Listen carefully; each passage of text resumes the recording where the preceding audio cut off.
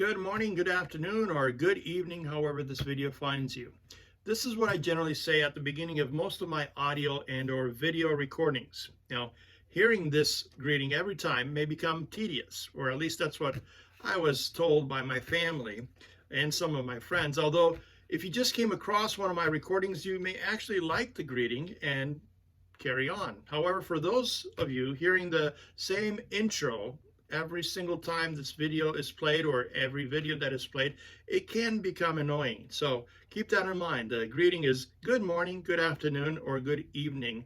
And I generally say that meaning that if you're watching the video in the morning, in the afternoon, or in the evening, I'm greeting you as good morning, good afternoon, or good evening. So it's pretty self-explanatory, right? So what is good morning, good afternoon, or good evening mean? Without digressing too much, let's dig into what my greeting actually is, shall we? So, I use the term good before every greeting. What is good and why do we say it? Why do I say it? Why do I say good in front of the greeting itself? Do we intend to offer this, or do I intend to offer this as a dedication for the day? Perhaps. Perhaps a blessing or an encouragement to those who we dedicate the messages to, right? Yes, that's what I do. That's what we do. The same with this topic of the day, Good Friday. What is Good Friday? Well, the simple truth, Good Friday is the term that we as Christians consider the event around the and before Easter, right? So what is Good Friday and why do we call it Good Friday? Why do we call it good? When such an event, when this particular event in history, the events that took place prior to Easter, were such dark and bleak event, of course commemorating the day of suffering and death of Jesus, being on the cross. Why is it good for him to suffer? Why do we celebrate his suffering? Well, it's a good question, right? Well, let's first describe or identify the term Good Friday. Where did it become Good Friday and where did it come from? Well, the term Good Friday began long ago with the traditional practices of Israel, right? Israel, that's where Jesus comes from. The Good Friday, the actual events of Good Friday started and began in Israel. Now, scholars today still debate on how Good Friday got its actual term. And some theorize the translation of the word God, meaning God's Friday, translated from Greek and into Hebrew through German, while other scholars debate on the simple meaning of the event being identified as good for the fact that Jesus died and resurrected to save all humanity. So there are a few theories, right, about why Good Friday is called Good Friday, but only one seems to be supported by linguists and by historical evidence. Now, this particular theory is the first of those theories in that Good Friday is called Good Friday because Christians, like myself, believe that there's something very good about it. Well, simply put, it is the anniversary of Jesus suffering and dying for our sins, for my sins. That terrible Friday, he has been sacrificed or killed, where we call Good Friday because it led to the resurrection. It led to the resurrection of Jesus and his victory over death and sin, and the celebration of what we celebrate is Easter, which is the very pinnacle of Christian celebrations, right? Well, in the same way, Good Friday is good because as terrible as that day was, it had to happen in order for us to receive the joy of Easter. It had to take place the week or the days prior to Easter, right? Now, the wrath of God against sin had to be poured out on Jesus, the perfect sacrificial substitute, in order for the forgiveness and salvation to be poured out to the nations, to the world in which we live in. Without that awful day of suffering, of sorrows, of the shed blood at the cross. Now, God could not be both the just and the justifier, right? He was not only just and justifier at the same time. And that's one of the reasons why we call it Good Friday, because the way I put it is the judge who sat on the pulpit, who judged, who can judge, who will judge all humanity, came down from his pulpit, came down to be tortured, to be crucified, to be prosecuted, persecuted, and to be killed for our salvation. He took all of our punishments upon himself, and through that event, we have what we call as salvation. We are able to live in the world today and receive what we call is salvation from spiritual death. So because of that event, Jesus died on the cross on our behalf, right? So no matter what the scholars debate behind the term Good Friday as and its originality, where it comes from, as we all understand, the term good is intended as a blessing, just like I'm saying good morning, good afternoon, good evening as a blessing, and it's also considered a blessing or a dedication. So that's one of the ways we look at this day of Good Friday.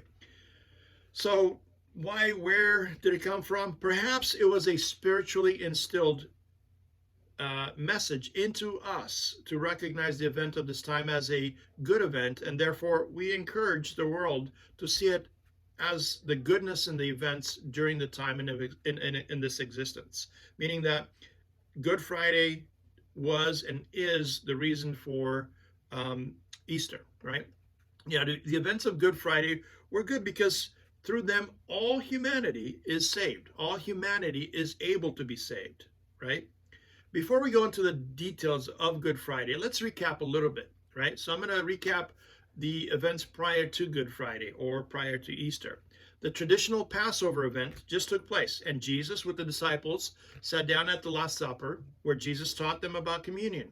He identified the bread of life. He identified the blood or the wine, which was served by the disciples. At that point, Judah was identified as a traitor.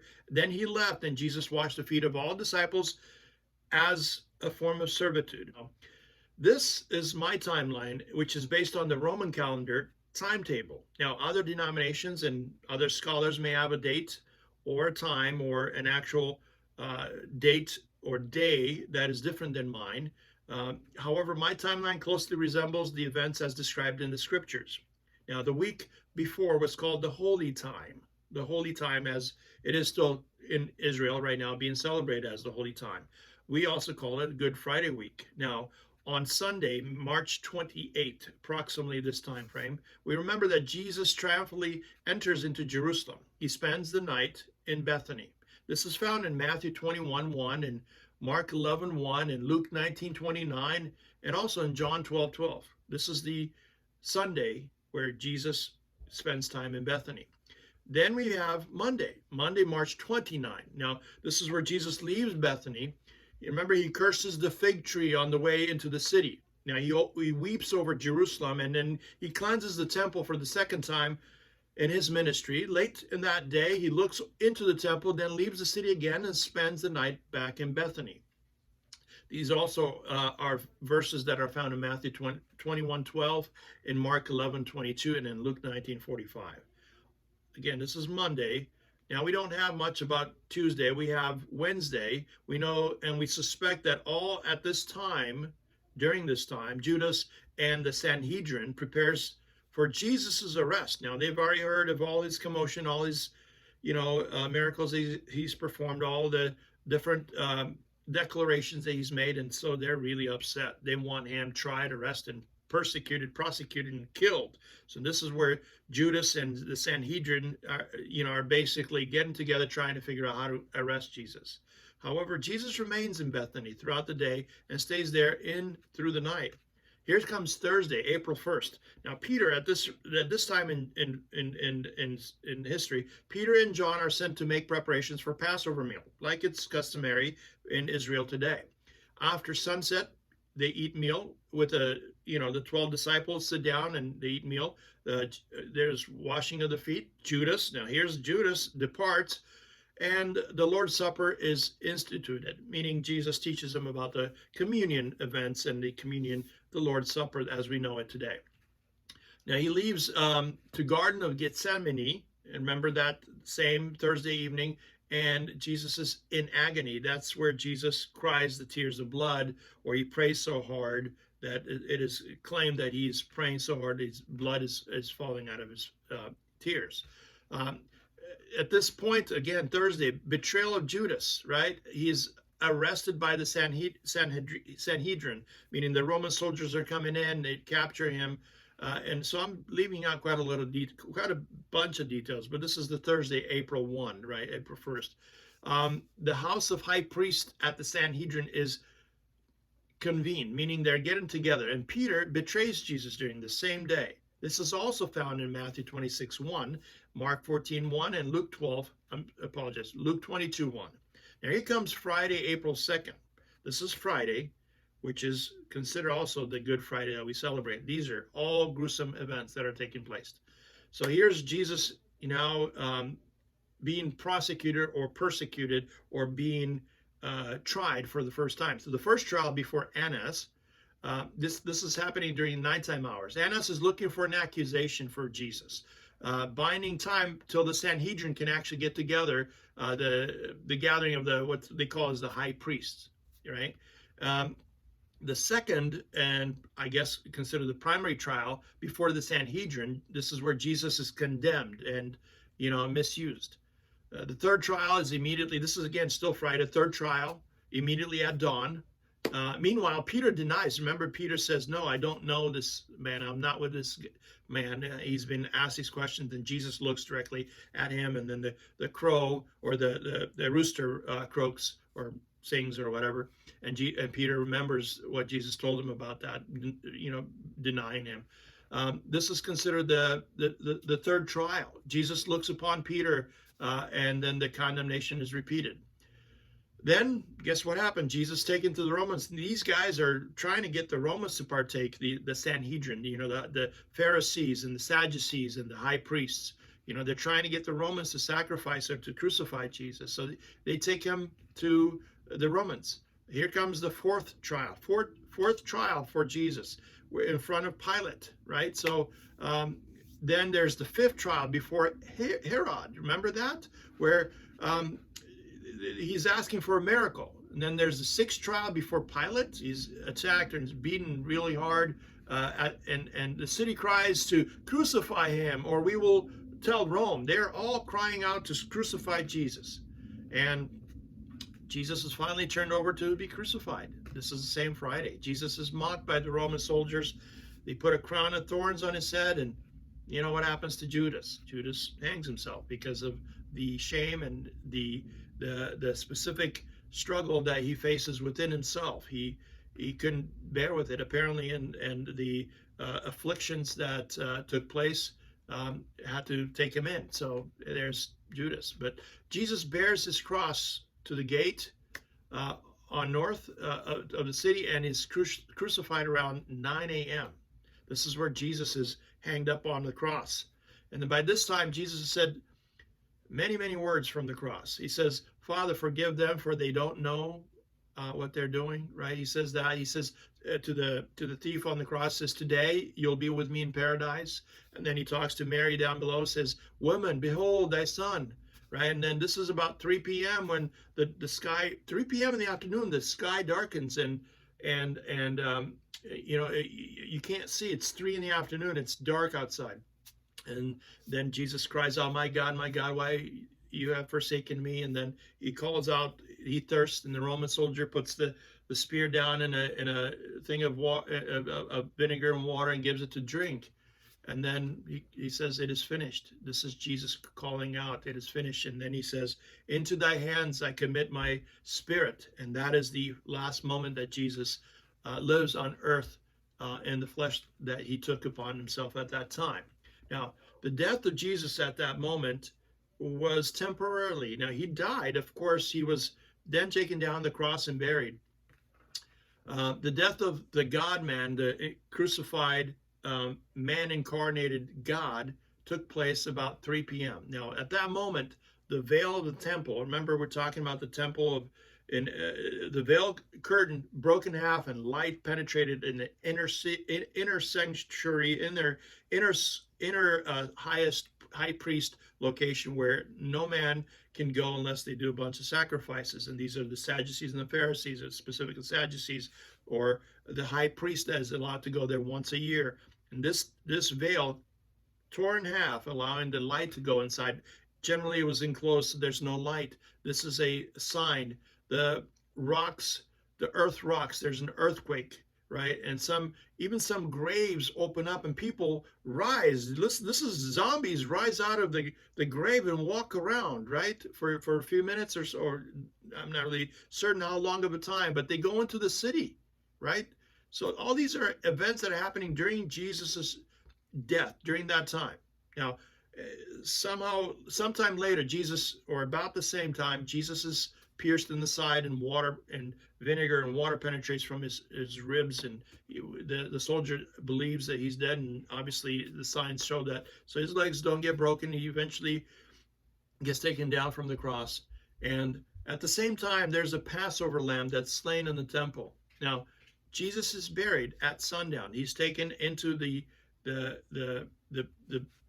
tomb, where a huge boulder or a rock is rolled in front of the tomb, and then eventually there's at the request of Jewish leaderships, Pilate grants, because they wanted to protect that. They don't want Jesus to somehow be stolen from there or taken from the grave. So Pilate grants a guard and sets him to sit on the tomb, literally to protect the tomb of Jesus. And so that happens Saturday, April 3rd, which is the following day.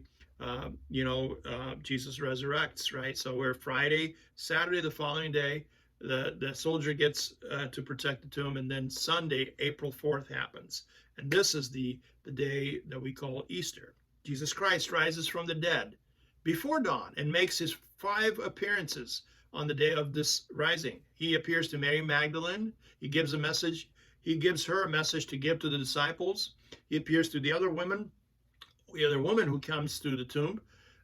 He appears to the 2 disciples on the road to Emmaus. He appears to Simon Peter. He appears to the astonished disciple. All this is found in Matthew 28:1. It's found in Mark 16:1. It's found in Luke 24:1. It's found in John 21.